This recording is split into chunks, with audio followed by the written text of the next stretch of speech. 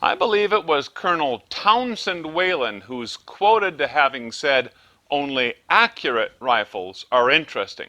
You know, I pretty much agree with that, but would probably change it to say, "Only precise rifles are interesting."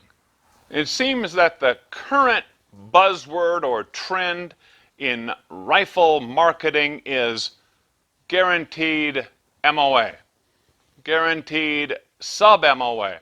And I have heard lots of folks talk to me, tell me that, yeah, their rifle can shoot MOA or sub-MOA size groups all day long.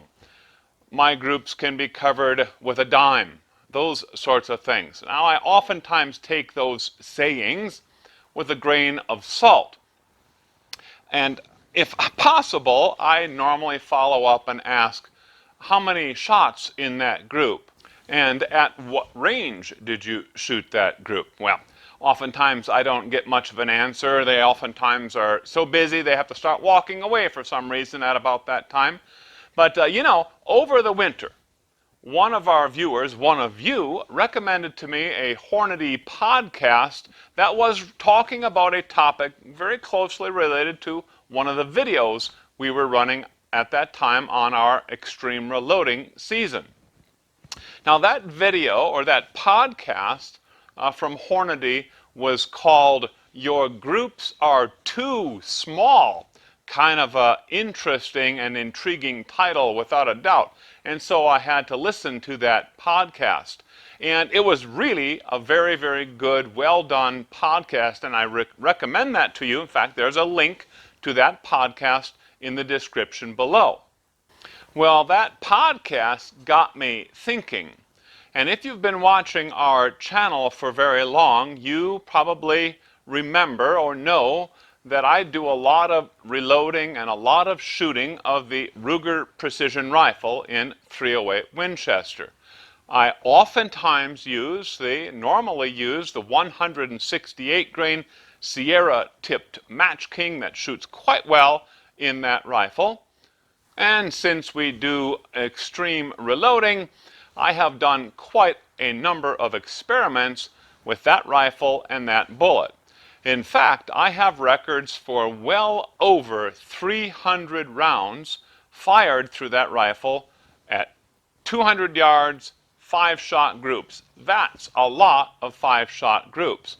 And when I take a look at all of those records, I can state with confidence that that rifle is accurate or precise from 0.41 MOA all the way to 1.8 MOA. Now that is an enormous spread or very, very broad confidence interval. And unfortunately, that very broad range of precision it's made broad because of all the experiments I have been doing with that rifle. Lots of experiments that just didn't go very well, but yet they have been included in that number. Well, what the Hornady podcast talked about was shooting a sufficient number of rounds, a large enough group, to build a good statistical confidence so you or I really know the true accuracy or true precision of my Ruger precision rifle. To do that, I have to have my load finalized, and I do at this point. I am using 42.9 grains of RL15, CCI bench rest primers, Lapua brass, and those 168 grain Sierra tipped Match King bullets seated with a cartridge-based ogive CBTO of 2.063 inches. Now that's quite a recipe, and it has taken me a number of years to really fine-tune that down to that level of specificity. So now that I have that recipe in hand, I'm going to put all that to the test. I'm going to find out how accurate, how precise is this rifle. I'm going to shoot a 30-shot group all in one sitting, and here's how it's going to go. I'm going to head out to the range here in just a little bit. And following some of those recommendations in the Hornady podcast, I'm going to shoot that 30-shot group from 100 yards. I'm going to use a shoot from the prone position with my bipod, and I'm going to record absolutely everything. But we're going to collect an awful lot of data, and I don't want to waste a single round, really, without having some good data to look back on and analyze to really understand what this rifle's doing and what this rifle is capable of. So I'm going to be placing my target out at 100 yards. I'm going to take 5 shots. I'll call that a string. I'm going to end up shooting 6 strings of 5 shots, so that's my 30 rounds right there. That first target is going to be placed out there. I'm going to shoot 5 rounds. Then I'm going to place the exact same target, but a fresh target, right over the top of that first one. Absolutely over the top of it. And I'm going to shoot another 5-shot group. And then I'm going to repeat that same process. Oh, I'm going to measure each of the 5-shot groups on that topmost target each time. So I will have those measurements made for each of the strings that I'm going to be shooting. If you think about how that's going to work, and I have been thinking about this, that first target that's going to stay out there the whole time will end up showing me the full 30-shot group. The second target that's placed right over the top of it is going to show me a 25-shot group. Third target, going to show me a 20-shot group. You get the idea. The final target, the final string I'm going to shoot, will show me the most recent current 5-shot group, the final string. But I'm going to collect an awful lot of data. I'm going to be running the lab radar the whole time. Hopefully we collect all 30 of those rounds. And then we're going to be able to really assess how precise is this Ruger precision rifle. Hey, come along with me. Let's head out to the range and see how this goes. I'll be firing 6 strings of 5 shots each at 100 yards. This will give me a 30-shot group. And my first target is going to contain all 30 rounds.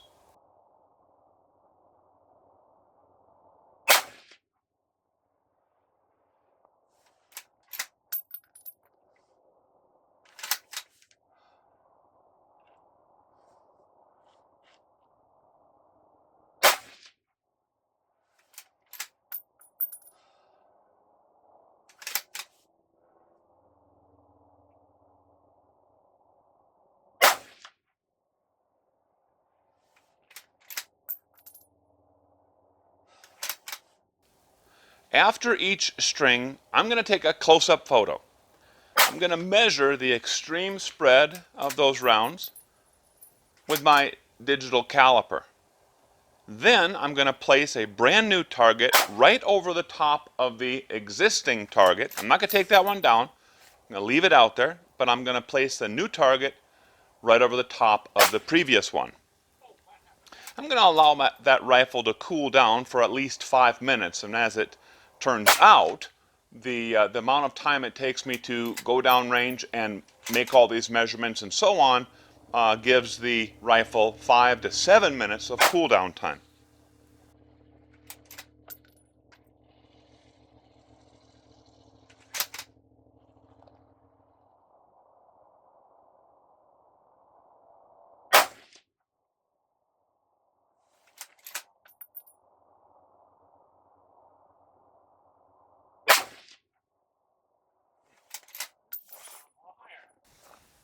Here's how I'm measuring extreme spread on the target.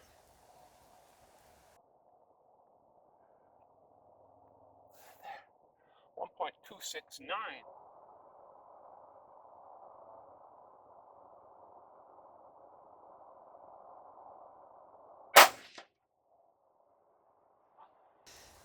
Well, now we got one flyer. Wasn't me that did that. Felt like that shot was squeezed very nicely. Don't know what's happening with that one. We're going to take a look at the chronograph and so on. when we get back in.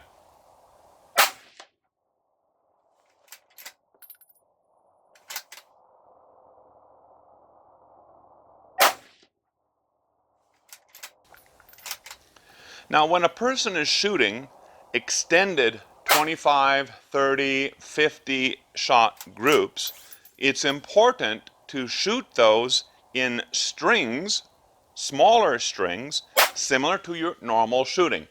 I normally, in fact almost always, shoot 5-shot groups when I'm testing ammo, working up loads, etc. Therefore, I am using 6 5-shot strings.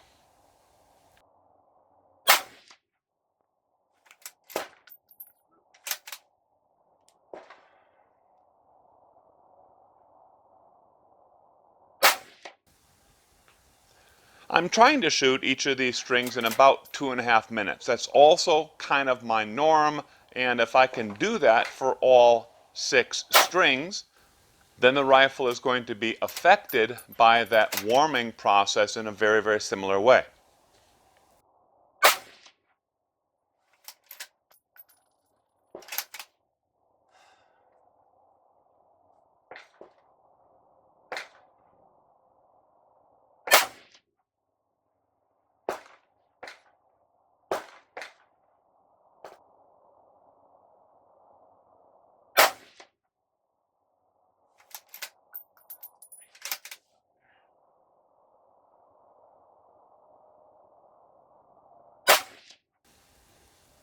Now that's a nice string, pretty much 4 shots through one hole, but then again we're only shooting at 100 yards.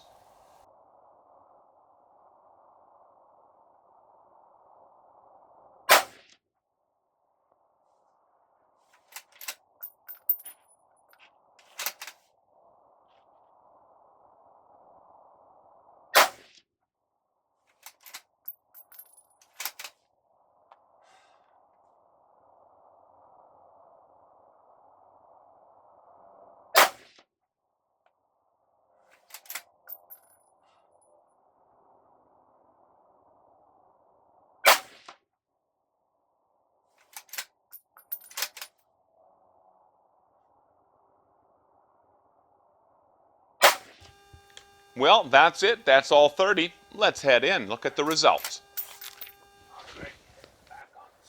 Let's dig into these results, and let's start with the muzzle velocity results. You know, overall, including all 30 rounds, we had a mean muzzle velocity of 2,559 feet per second. And a very similar, actually exactly the same value for the median. We have a standard deviation, respectable standard deviation of 14 feet per second. When we look at each individual string, notice that string 1, string 4, 5, and 6 all had very similar mean and median values that were very close to the overall mean shown there in that green line. String 2, quite a bit lower than the mean.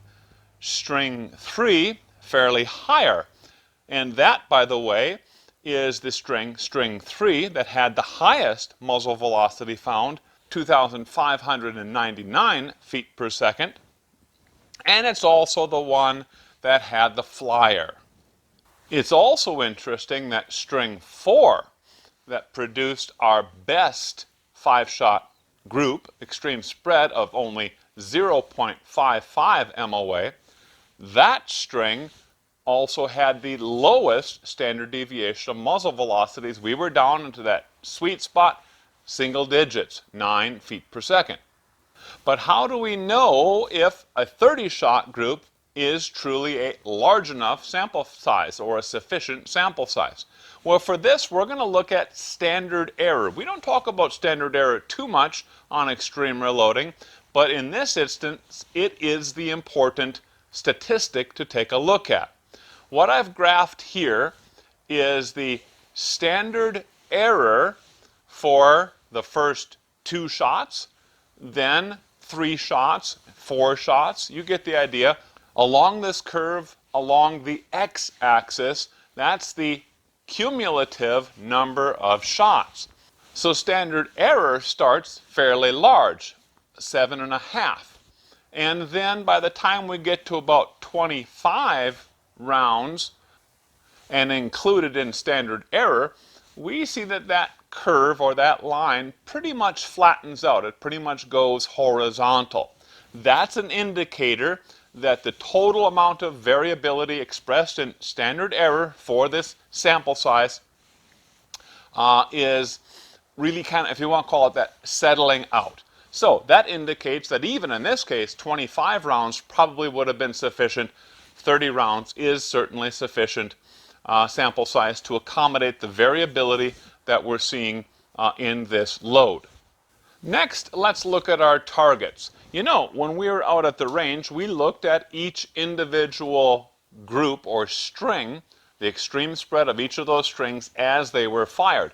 But you didn't really get a chance to take a look at the resulting targets themselves when it was all said and done.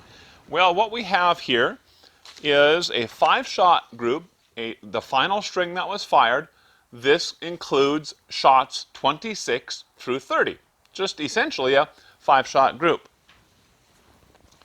This target includes shots 21 through 30, 10 shots here.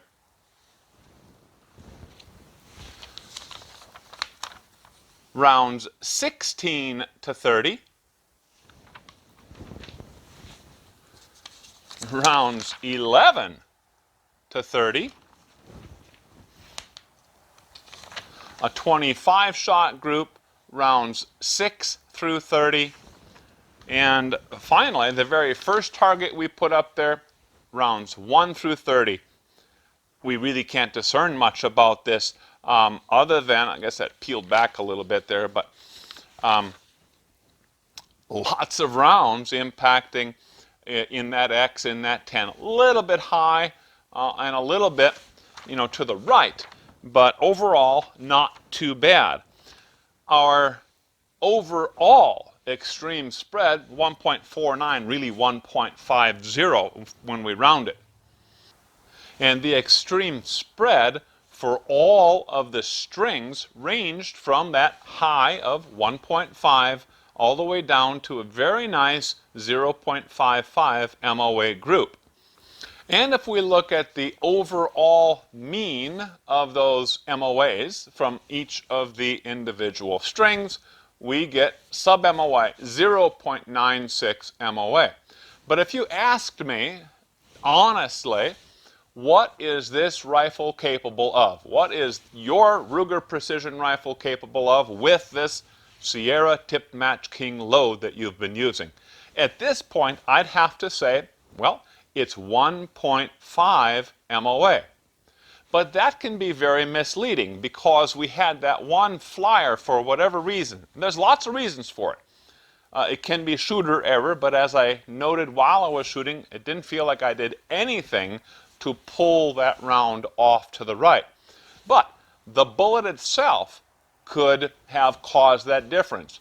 One bullet, and if that center of gravity, let's say, was not exactly the same as all other 29 bullets that I fired, that could explain the difference that we saw. In fact, Hornady has another podcast, pretty interesting, out that talks about and discusses at length all the different, or many of the different reasons for bullet dispersion. But as shooters, we have to realize that our extreme spread is always the result of our 2 worst shots.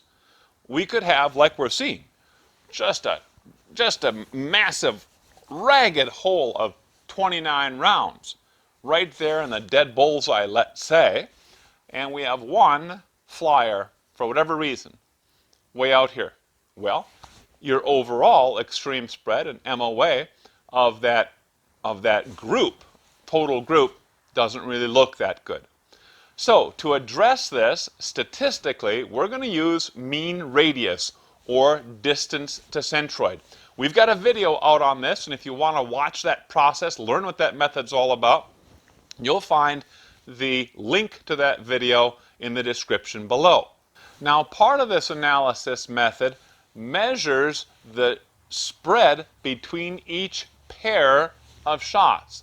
So, for a 30-shot group, we actually have 900 pairs of measurements. Well, 900 minus 30 because we're not going to be measuring bullet 1 against bullet 1, right? Because that's absolutely zero. There's no dispersion between itself. So we end up having 870 measurements of spread. Using this statistical approach and running simple descriptive statistics on the sample, we see a mean spread of 0.62 MOA, a median spread of 0.59 MOA, and a standard deviation of those spreads of 0.3. Now, if I take that standard deviation and I apply it to our median measure, and we use median because it is a resilient statistic that's not pulled by the occasional kind of extreme observation. But we apply one standard deviation to our median spread, and that tells us that this rifle and load combination is capable of between 0.29 and 0.9 MOA 66% of the time. That's a 66% confidence interval. If we take two standard deviations, in reality it's 1.96 standard deviations, added to and subtracted from the median value, we can then say that this rifle and load is capable of 1.19 MOA or better 95% of the time. Now, by looking at the graph, this tells us that there really is something wrong with that 1.5 MOA round. Really, that one round that made it 1.5 MOA, as it is outside the 95% confidence interval. Guess what that tells us is that maybe about 5% of the time or 1% of the time we will have those flyers. And 99% of the time or 99.9% of the time we can expect 1.5 MOA or better with this rifle and load combination. Now, if we go back and recall the introduction to this video, you'll remember me talking about those 65 5-shot groups, 325 rounds fired, and with all of those rounds fired, I was seeing that this rifle and load is capable of between 0.41 and 1.83 MOA groups. Now, a person could fire 325 rounds to get that number, or we can fire 30 rounds and get to an even more realistic number of what this rifle and load is capable of. So now I think we have a much better, much more realistic view of the capabilities of this particular Ruger precision rifle and the Sierra Tip Match King load that I've been using. But there is another bullet that I've been using that really does also show some promise, and it is the